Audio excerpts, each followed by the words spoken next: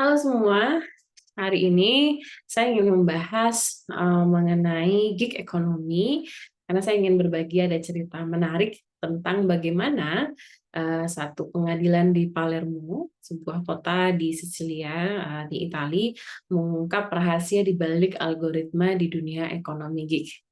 Nah, jadi kita mulai ceritanya, ini sekitar tanggal 20 Juni, di kota Palermo, pengadilan memutuskan bahwa platform pengiriman makanan bernama Glovo, Glovo ini adalah perusahaan platform pengiriman makanan dari Spanyol, begitu ya. Tapi ini pengadilannya di Palermo dan melibatkan serikat pekerja gig di Palermo.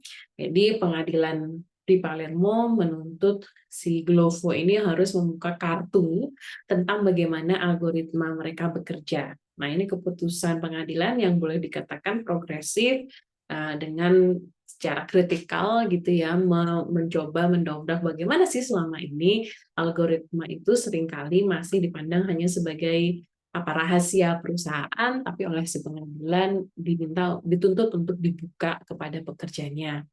Nah, boleh dibilang nih salah satu keputusan progresif dari pengadilan Palermo ini dikarenakan adanya tuntutan dan mobilisasi yang kuat dari serikat pekerja gig ekonomi di sana yang bernama NIDIL CJIL, di mana serikat pekerja ini telah memperjuangkan isu mengenai akses terhadap algoritma dalam beberapa tahun terakhir. Sebenarnya apa sih tuntutannya? Sebenarnya mereka hanya ingin pekerja itu bisa memahami bagaimana sih algoritma dalam platform itu bekerja, beroperasi, dan mempengaruhi situasi kerja mereka sebagai kurir pengiriman makanan di Italia. Namun, kalau boleh dibilang cerita menariknya tentu proses keputusan ini tidak langsung secara instan berlangsung begitu saja.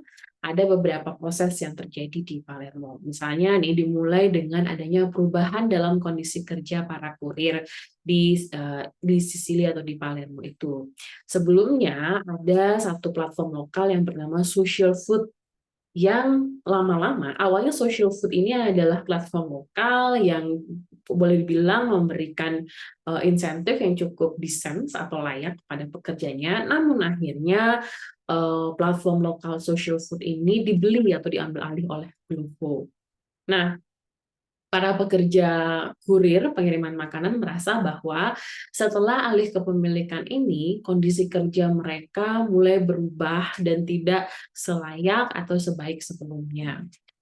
Dan tentu saja oleh sebab itu, Serikat Pekerja Nidil CJIL ini merasa perlu bertindak. Mereka mencoba awalnya nggak langsung datang ke pengadilan gitu ya. Awalnya mereka mencoba dengan negosiasi, mereka mencoba berbicara dengan Glovo untuk menyelesaikan masalah ini.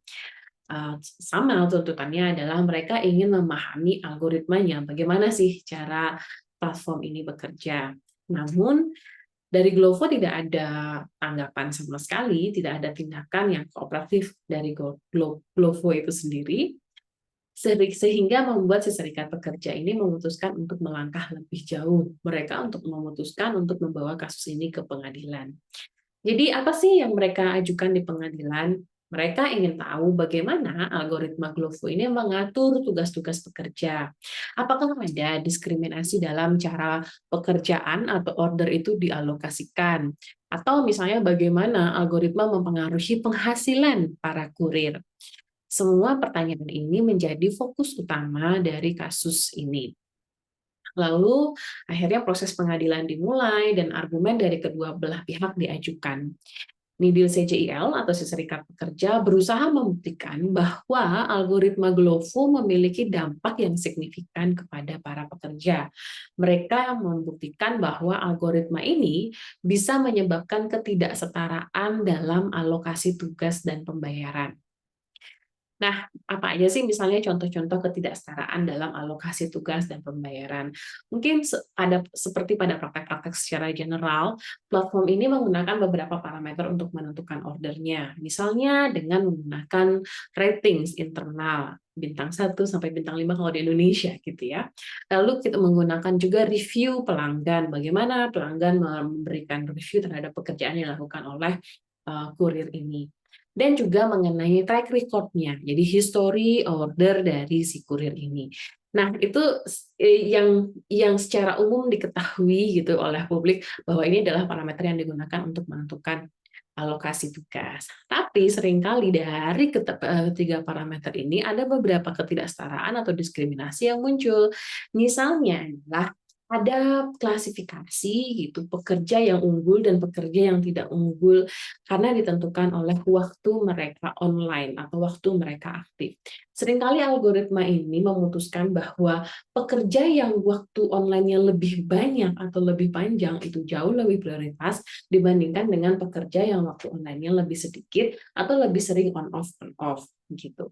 Atau misalnya hal yang kedua, bentuk klasifikasi lain yang dilakukan algoritma adalah dari sisi pembayarannya.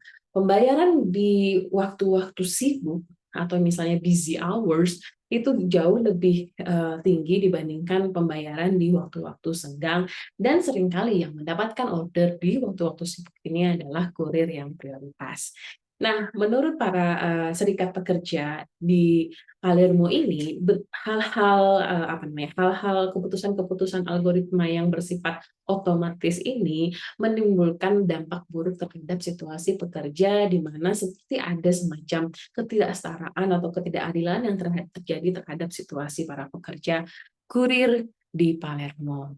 Nah, akhirnya seperti yang sudah saya sampaikan, setelah berbagai pertimbangan, pengadilan memutuskan bahwa Glovo harus membuka informasi tentang bagaimana algoritma mereka bekerja.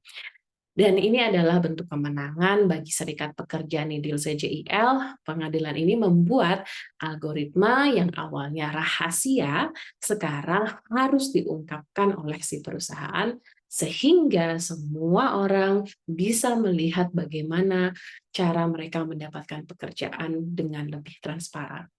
Nah, begitulah cerita menarik tentang proses pengadilan di Palermo yang mengungkap rahasia di balik algoritma di dunia ekonomi gig.